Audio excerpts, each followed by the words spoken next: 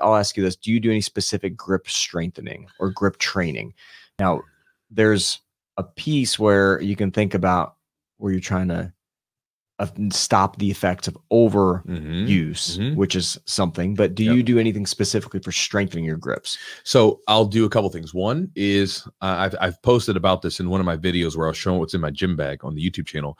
I keep a little extender, little band. Yeah, a little band. Keep in my car, because when I'm done training, when I'm driving home, I do those, and I do holds, open my hand up and flex up. Since I'm rolling my wrist down in doing this, I try to open my hand up and flex it up. I essentially just try to do the opposite of what I was just doing. And that makes my hands feel so much better, because what was happening is I noticed that my hands, man, I like sometimes at night, it would be like my hands would just be curled up into little balls and it'd be really tight and sometimes painful.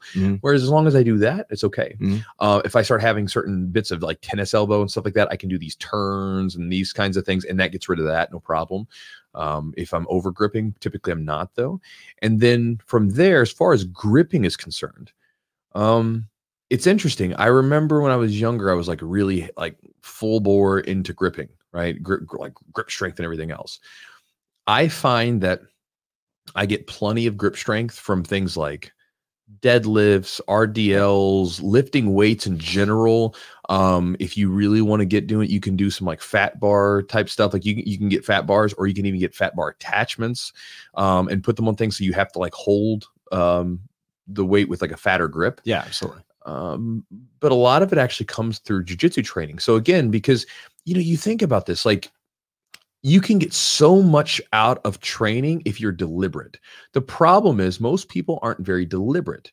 They're not deliberate about anything, right? Like I can go up to most people like, what did you eat today? Oh, I don't know this. Like, did you weigh it out?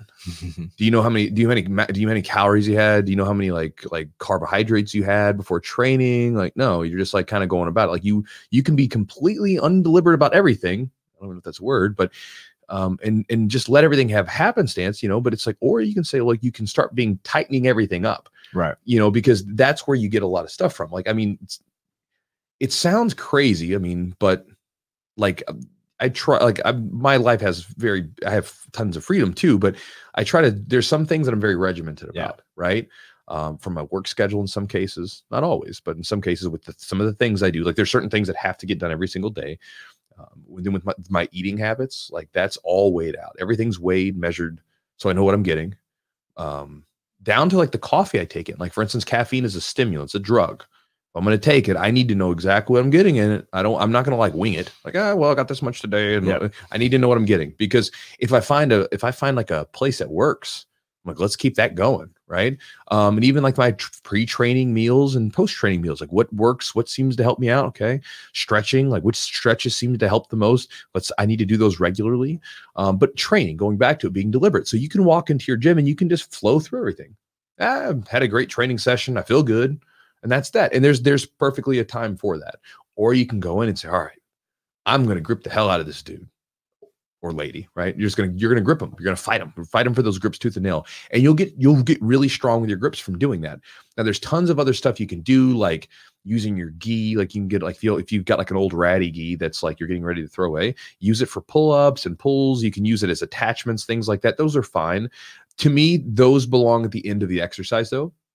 Because like I've seen people that like go crazy on the grip training. If you destroy your grips at the beginning of your workout, you're done for the rest of the workout. You're not going to be able to do anything. So at the end of your workout, should you have some grip strength left, if you want to knock out some different grip strength stuff like pull-ups on a gi or holds. I love farmer's carries. Farmer carries are great. They're great exercises. Just walking around with those. Not only is it good for sort of for a cardiovascular exercise, should you do it for like a long period of time, but man, you want to talk about burning your hands up and getting the same kind of forearm burn that you would have if you're like, I mean, you get the burn in your forearm where your hands are just like same thing I get throwing jiu-jitsu a lot of times. So I love that exercise. But I think that really comes down to one, making sure you're off balancing some of the effects, and then being very, and you can do some stuff to strengthen up in the gym. Although if you're doing your gym training right, you're doing compound exercise, you're going to strengthen them up by and large that way. You could add a little bit of supplementation should you need it. And then from there, with the training inside the gym, you should be focused on being aggressive with your grips. The more you do that, the stronger you're going to get from those positions that are specifically from jiu-jitsu, So I don't get too crazy on the grips as much as I used to. I thought that I thought I used to have to train grip strength a lot more. Yeah. I don't train it as much anymore. But then again, my grip strength's good. It got better. Now my grip strength used to be super weak. I remember when I was younger, I used to like deadlift. My buddy Chris and we would go to the gym, and I remember deadlifting with him, and I couldn't hold 315 without straps. And that's not very much. That's not very much weight for a guy weighing about 200 pounds. That's not very much weight to not be able to hold with your hands. So I'd use straps. I had such baby hands. And then I got my grip strength stronger from doing holds, farmers carries, things of that nature. Then, now like deadlifting wise, not that it's important, but to kind of contrast, I've done like a 450 deadlift without straps, just with a double overhand grip. I don't use an over under. I don't like the idea of it. Like one hand goes this way and the other hand goes that way, because you see people tear their biceps and they almost always tear the bicep on the underhand grip. You'll see them go, and this hand's a little bit listen, it's good position, but that hand that's like this, you see them jerk. More emphasis on the bicep that way, and you see it roll up. So I don't deadlift that way. Plus, I didn't want my lats to begin to like form differently. So I do a double overhand grip. When my grip fails, straps. So my grip strength got better, so I don't really need it as much. But I think those are some ideas for you if you want that. And then again, be deliberate with your training to improve your grip strength if it's weak by trying to be aggressive and strong with your grips. I do agree with pretty much everything you said. I think that if you're training a lot, you have to be mindful. Like if you're training jiu-jitsu a lot, you have to be mindful of also not supplementing too much into like specific grip strengthening. But what you can do, like you said, you get these supplementary, these exercises that actually give you a 2-for-1 benefit, right? Yeah. You're doing a deadlift, or you're doing farmer's carries. You're getting benefits in other capacities there, but you're also getting the grip benefit as well. So like a lot of times it's maybe a better use of your time to do movements like that or exercise like that. And then for me, being a physical therapist, I'm always like on the rehab side of things. I'm always like, like you said, work the opposing muscles, stretch maybe the after training, do some light stretching to the forearm muscle. That's going to be really helpful. So if you're, if you've been gripping, you maybe doing those clock stretches. I really like those. Yeah. Because it opens up your hands. Oh yeah. And like where you turn them around like this. Yeah. And you're like on hands and hands and knees. Those are really great. It's a dynamic one as well. That one I really like. And then if you have like a tendonitis or like a tennis elbow, like there's a thing you can get called a TheraBar, and they have like different resistance. It's like this rubber like bar, and you can do some of these eccentric. So like negatives, essentially. You can do a lot of negatives in different ways, and also the rotations, things like that. So if you're dealing with some strength or some gripping issues, some negatives are very helpful. So that gives you a good strengthening component and a lengthening component. So that's kind of a go-to anytime you're having some overuse issues. Yeah, it's funny. Like I created like a little course for grip strength.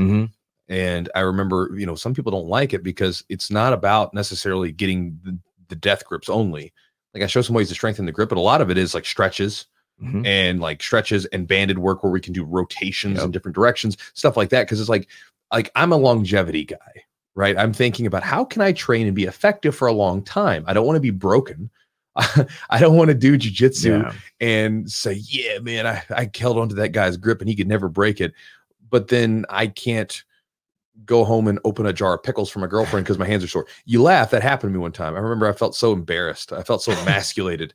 I went home one night and like my hands were all jacked up. I had super bad tendonitis in my right arm, and my girlfriend, who's like 4'11", she's tiny. She's like, hey, can you open the jar of pickles?